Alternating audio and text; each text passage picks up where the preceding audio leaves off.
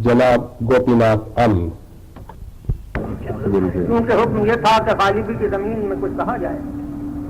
उनके एक मशहूर गजल है कि हुजूर शाह में अहले सुखन की आजमाइश है। वो शाही दौर था इसलिए हुजूर शाह कहा।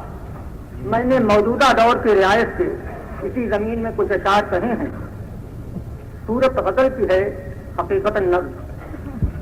रहीने जलवाए दारो रसन की आजमाइश है। रहीने जलवाए दारो रसन की आजमाइश है। जलवाए दारो रसन की आजमाइश है। खिरत के दौर में दीवानापन की रहीने जलवाए दारो रसन की आजमाइश है।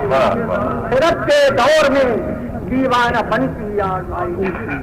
नया एक दौर आया है, नए इसके तकाजे हैं। करे जमहूर नौ अहले सुखन की आजमाइश। आशिया की फिक्र है या सहे गुलशन की। ये देखें आशिया की फिक्र है या ये देखें आशिया की फिक्र है या सहने गुलशन की। बहारें आई हैं अहले चमन की आजमाइश। बहारें आई हैं अहले चमन की आजमाइश है। मुनफरिद रहते हैं दौरे सरपरस्ती में। कहाँ अब अहले इल्म की और अहले फन की आजमाइश रहे हैं। हरम में कर रहे हैं शायख की फितरत का अंदाजा और सनम खाने में कुए दिरहमन की आजमाइश।